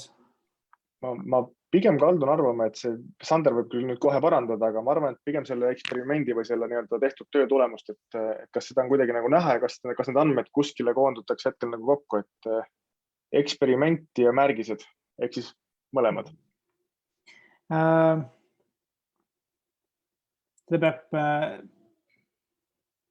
Selles osas ma jään ilmselt praegu vastuse võlgu, kui kaugel see eksperiment praegu on. Aga selle märgistega on jah see lugu, et märgised on, nagu ma ütlesin ka, et kõik Eesti praegu need prügikäitlejad on võtnud kasutusele ja mingil määral ma olen näinud neid ka kohandatud vormis, aga selline ühtne märgisüsteem peaks olema siin nagu kokku lepitud selles osas, et kus neid konkreetselt näha saab. Ma võtan selle küsimuse kaasa ja ma panen selle vastuse meili. Ma luban, et 30 päeva ei võta.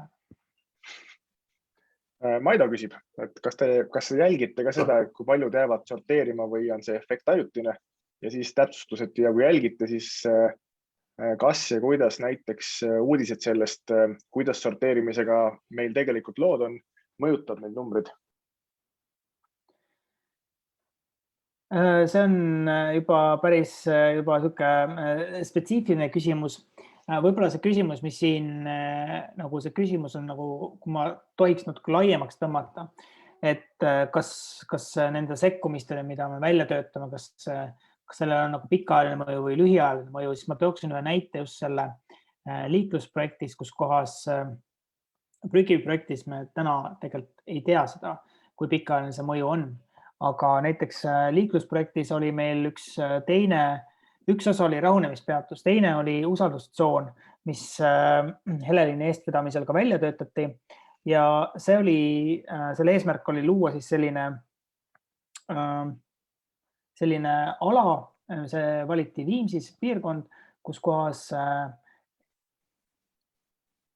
me püüdsime mõjutada sellist piirkiirust alla tuua läbi selliste käitumist mõjutavate sõnumite. Ja seal oli kusjuures konkreetselt selline tulemus, et me nägime, et see sildi mõju kestab umbes mõned kuud. Aga teatud mõttes ei olnud see ka nagu paha teadmine. Sellest saigi tegelikult, sellest projektist ongi praegu saanud selline ajutine meede, ehk siis kui meil on mingid olulised sündmused, nagu näiteks laste kooliminek, mõned muud esimesed külmad, jääd ja libedad, siis need sildid tulevadki välja ja just katsetasime seda parasjagu siis Viimsis, et ja täna on näha tegelikult linnapildis ka teisi selliseid analoogseid silte tekkimas, kus kohas juhtide tähelepanu püütakse mingite sõnumitega äratada ja sellel on küll olnud märkimisväärne mõju. Kuigi on ajutine, siis sellegi poolest on see ajutisus ka teatud mõttes asi, mida me saame arvesse võtta ja seda lahendust ikkagi kasutada. Võtame rahunemispeatuse teemal mõned küsimused. Kui paljud inimesed valisid rahatrahvi? Ma pean tõdema, et see rahunemispeatus iseenesest toimus 28 inimesega. Et see oli nagu hästi väiksel skaalal. Et siin ei saa teha mingit teaduslikku üldistust, aga selle poolest oli ikkagi, kui ma ei eksi, siis kas oli 18 inimest, ma võin praegu numbriga natuke mööda panna, aga olid inimesed, kes valisid rahunemise ja seal tulid tegelikult ka see positiivne vastukaja ennekõike ühiskonnas. Tegelikult näitas seda, et me võiksime seda nagu edasi vaadata. No nii, ma kutsun nüüd Kristeli ja Kristjani ka nüüd tagasi vestlusesse ja viskan üles sellise võib-olla natukene provokatiivse küsimuse, et avalikust sektorist me oleme rääkinud Eesti ühiskonnast tervikuna, et mitut innovatsioonitiimi Eesti vajaks, et meie avaliku sektori teenused ja meie elu tervikuna läheks mugavamaks, paremaks, helgemaks. Milline küsimus.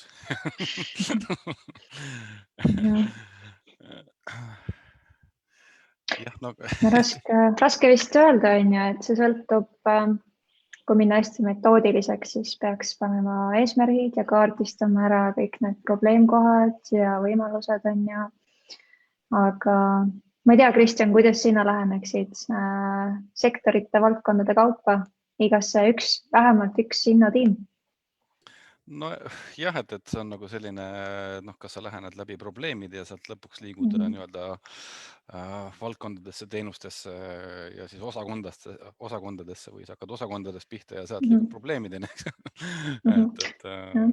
Aga miks mitte teha terve Eesti ülene innatiim, kus inimesed saavad ise öeldagi, mis mure on, tulla kokku, midagi nagu arvamusfestivali laadset. Võib-olla see nagu, üldiselt on ju niimoodi, et kus kõige rohkem valutab, seal tehakse kõige rohkem häält.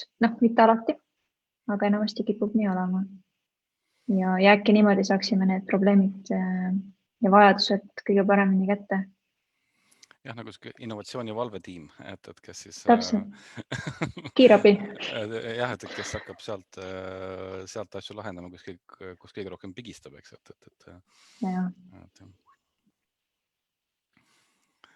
Ja suur küsimus. See on suur küsimus. Jaan, mis sina arvad? Sa oled ju aastaid selliseid strateegiaid loonud. Ma arvan, et ma ise ei suutnud isegi nagu hetkekski peatuda selle peale, et mis selle küsimuse vastus oleks, kui keegi mu käest selle küsiks.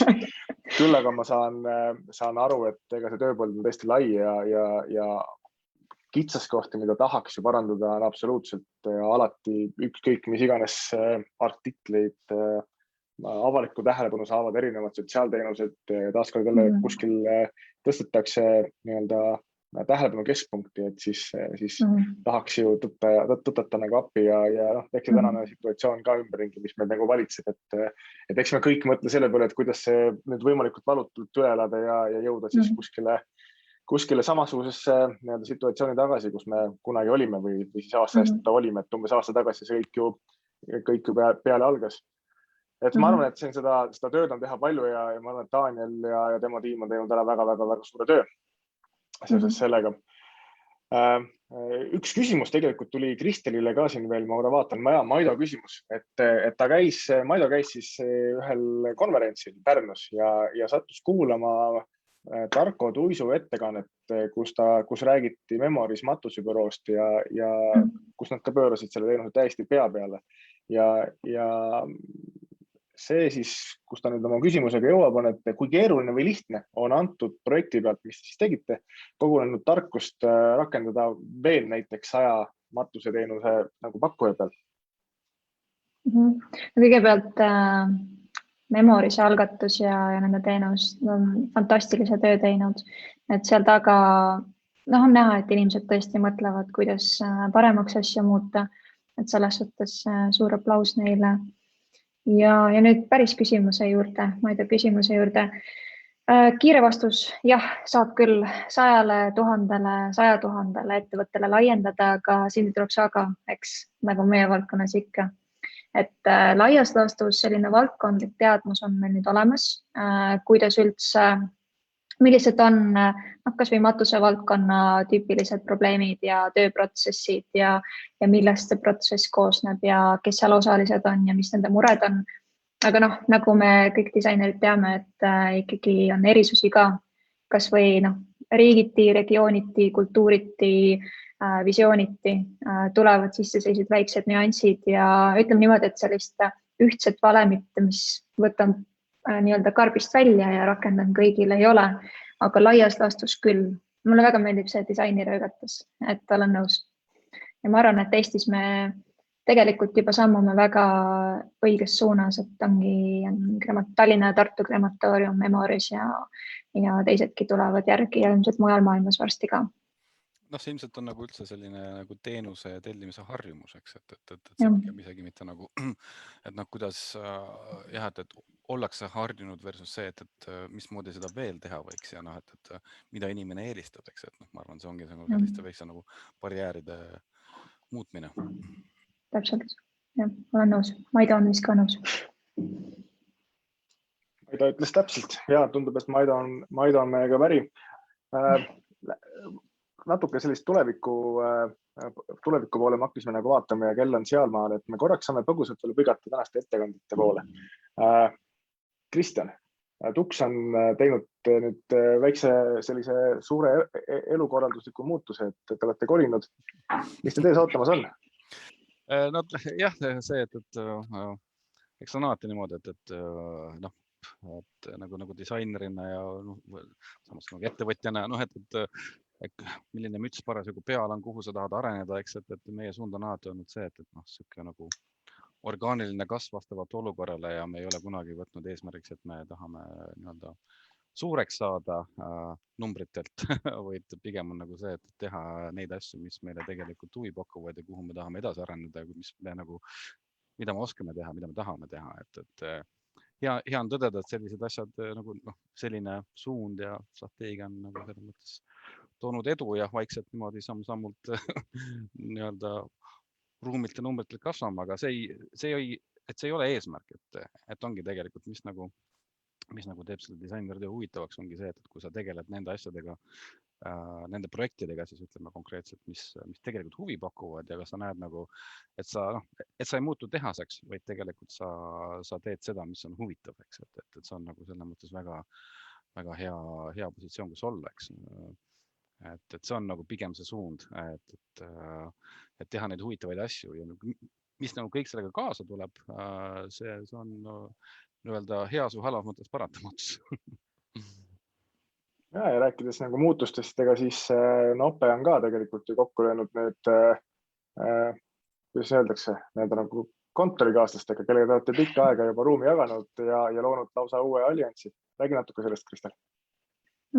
Jah, et meie disainitiim, millal me esimest korda kokku tulime üle 5 aasta tagasi, siis ega disain üksi sageli ennast valmis ei arenda, et siis me nii-öelda sobitasime mugavalt ennast Code and Play arendustiimi kõrvale. Me olemegi üle 5 aasta algusest peale jaganud nendega kontorit, tiimielu, projekte ja kui vähemalt alguses üks tiim ajas ühte asja ja teine tiim ajas teist asja ja vahepeal paar korda aastast saime tiimiüritustel ka nagu lähemalt kokku, siis mida rohkem mida tihedamaks meie koostöö muutus ja mida rohkem me hakkasime ka välismaa poole vaatama, seda rohkem me nägime ka, et oleks tarvis sellist ühtset brändi, ühtset katust, ühtseid tööprotsesse, eriti kui nii-öelda projekti, kui me teeme täislahendusi, mis sisaldab nii disaini kui arendust, et siis on vaja väga hästi välja töötatud töömetoodikat ja niimoodi tekkiski see Play and Nope Alliance'i idee, mis on ühtne ühisbränd, mille alt me pakumegi digitaalseid terviklahendusi disainist arenduseni, arendusest disainini ja sellega me nüüd tulimegi eelmise aasta lõpus ja välja. Äge.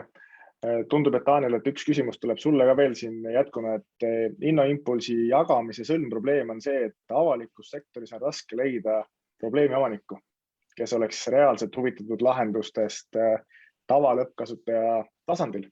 Kuidas seda juurprobleemi lahendada?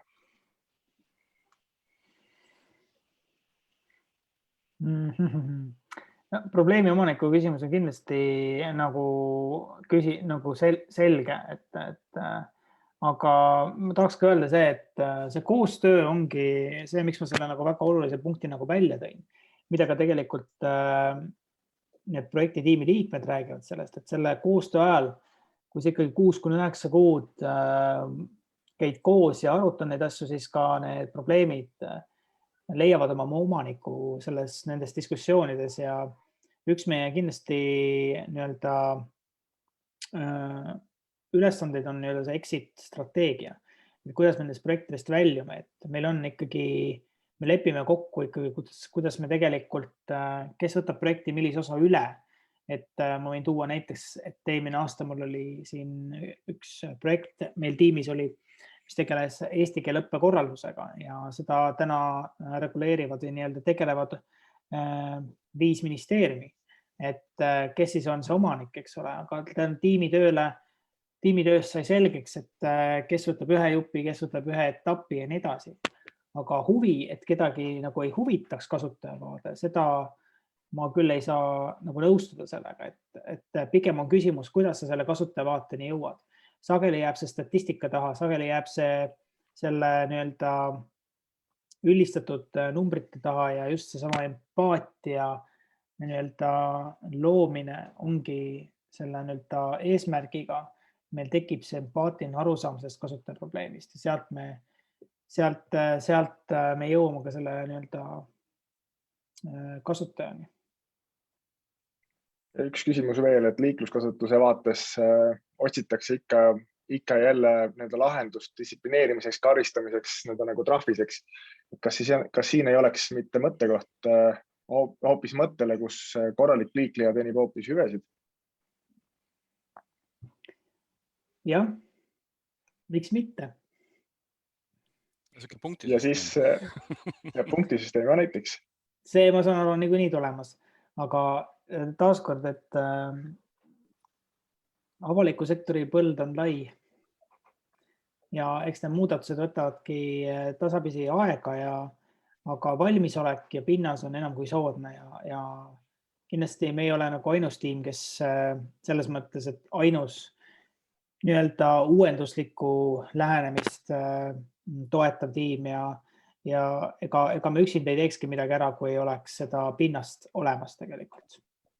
Ma lihtsalt igaks juhuks pean ära markeerima, et need pildid, mida ma näitasin, need ei ole koroona ajast, kus me käime lõbusad koos ja teeme nii-öelda külje kõrval tööd, et need olid nagu enne seda, aga see natukene iseloomustab ka meil tänast nii-öelda koroonaaegset küll virtuaalset tööd, aga ikkagi seda nii-öelda tiimitööd ikkagi iseloomustab ikkagi väga hästi. No nii, ja võtame ühe viimase küsimuse, see saavad vastata kõik. Ingrid on hoolikalt lugenud webinari reklaami ja lubadust, et kõneletakse ka olukordadest, kus disain pole täitnud oma ülesannet. Kas iga esineja võiks kiirelt kõneleda ühest sellisest näitest? Jah, siin nagu see, et jah, kui nagu disain ei ole täitnud ülesande, et siin ilmselt ei ole mõeldud seda, et kui nii-öelda, kui mingi projekt on lurri läinud või pigem nagu see, et kui disain ei ole täitnud ülesannet, siis ma pigem nagu tooks nagu see, et kus disain on täitnud nagu selle ülesande, et seda projekti mitte teha. Et näiteks ütleme ka, kas see on üks disainiprotsessi osad, kus sa nagu ütleme, kui sinu juurde tuleb inimene, kellega sa ütleme mingisuguse ideega või mingisuguse juba nagu teatava lahendusega ja kui te nagu selle nii-öelda esimese sukse protsessi ja mõtte nagu põrgatuse tulemuseni jõuate nagu selleni, et seda tegelikult ei ole üldse vaja või sellel on hoopis mingisugune teine rakenduse suund, siis ma pigem tooks nagu selle mõõtme juurde, et meil on ka olnud sellised näited, kus meie juurde tullakse ja me lihtsalt sükse ajurünnaku tulemusena saame aru, et see ei ole see asi, et kas sa oled vales kohas või seda võiks hoopis teistmoodi teha. Et need on nagu pigem suunad, kus nüüd ütleme disaini mõtlemine ja kogu see protsess võib aidata kaasa sul aru saada, et tegelikult see on hoopis mingisugune teine rakenduse lahendustega.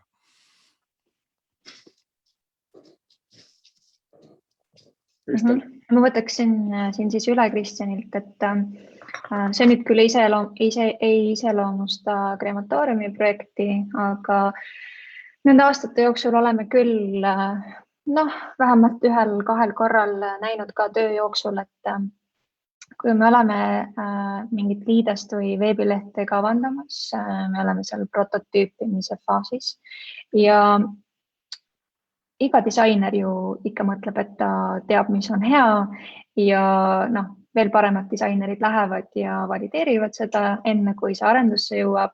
Aga ikka juhtub niimoodi, et tehakse eelduseid ja kõigi peal ju testida ei jõua.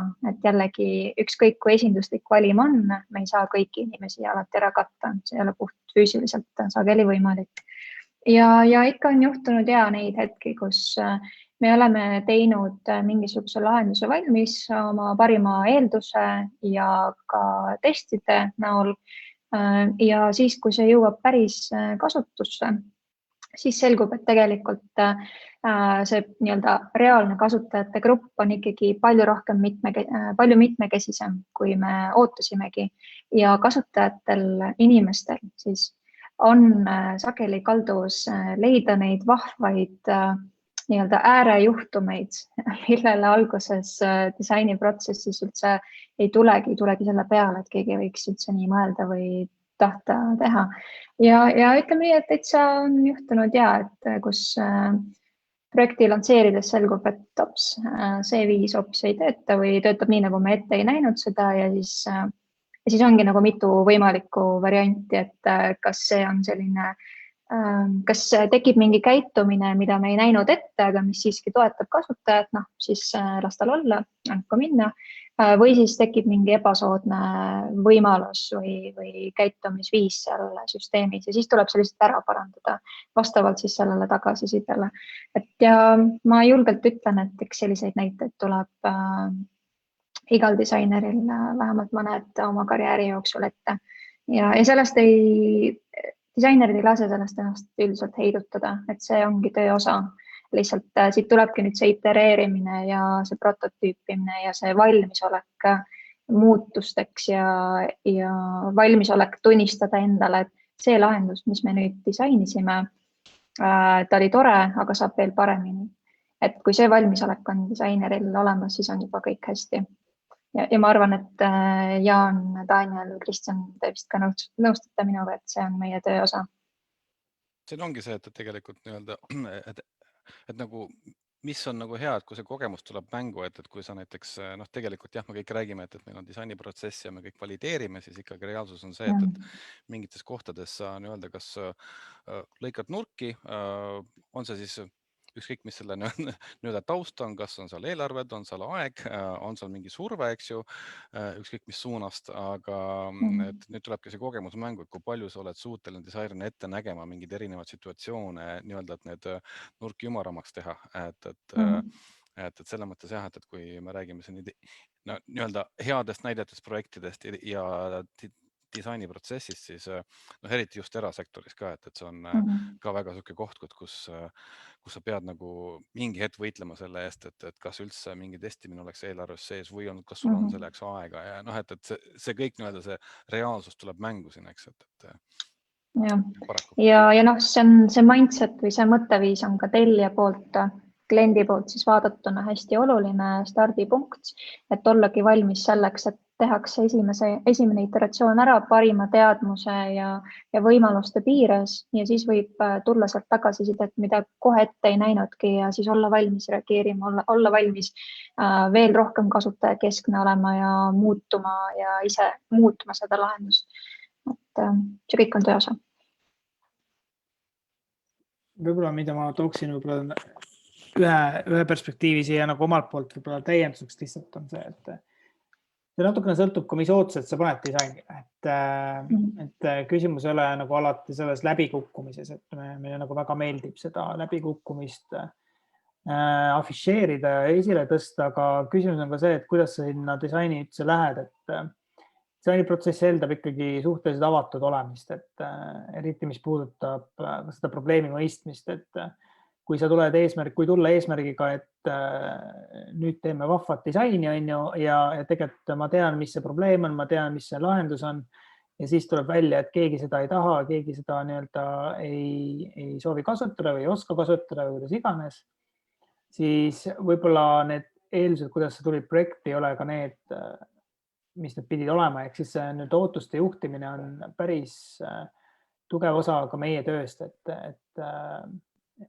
ja veenmine, et metoodika nagu tegelikult on pädev, et ma võib-olla nagu paneks siia see etteotsa, tooks selle nii-öelda raskuskeskme ka, et kõige parem on disainiprotsessi alustada siis, kui sa ei tea lahendust, aga sul on mingi probleem, mis on vaja lahendamist vajab.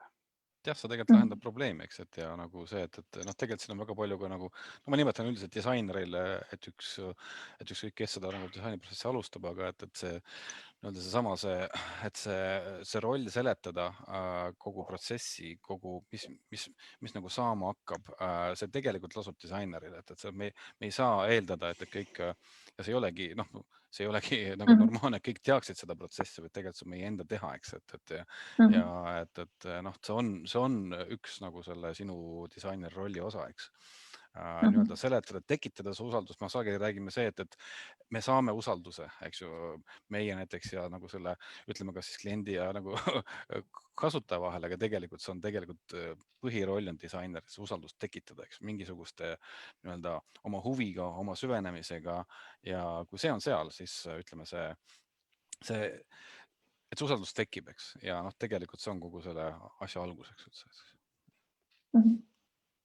Ja Daniel rääkis natuke sellest nii-öelda raskuskeskme algusesse nende nagu paigutused, siis ma lisaks juurde ühe olulise komponendi, milleks on muutusteks valmisolek, et tihtipeale võib-olla mida kõige rohkem nende nagu ootakski või mille taha tihti kipuvad teatud sellised disainiprotsess, mille taha kipuvad tihtipeale võib-olla mingid sellised nagu head ja avatud lahendused jääma, ongi just nimelt see mitte selline avatud valmisolek muutusteks, et see asjadest lahti laskmine on üks selline üks inimloomusele vist nagu selline nagu vastutöötav omadus, et see ei käi päris käsikäes, aga see on oluline osa ja see on niisugune lahutamatu osa, et kui sellega on alguses kõik hästi ja kui me suudame nende nagu sellele ühele lainele selles osas saada, siis reeglina läheb see ka see nii-öelda masinavärk kenasti liikuma.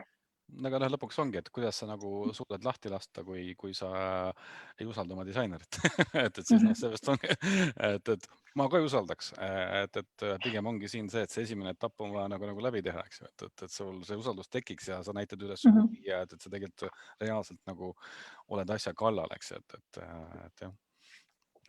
No vot, aga ongi võib-olla selle pealt nüüd hea hakata seda õhtut kokku võtma, enne kui ma ütlen veel kord aitäh meie tänastele esinejatele. Käime hästi kiiresti üle mõne olulise protseduurilise sellise info ka, et Eesti disainiauhindade näitus on küll kahjuks hetkel suletud Eesti Rahva Muuseumis, aga loodetavasti kohe varsti, kui Eesti Rahva Muuseum varsti jälle uksed avab, siis ootame kõiki sinna külla. Aitäh Innotiim meid võõrustamast, Daniel, suur aitäh ja Kristjan.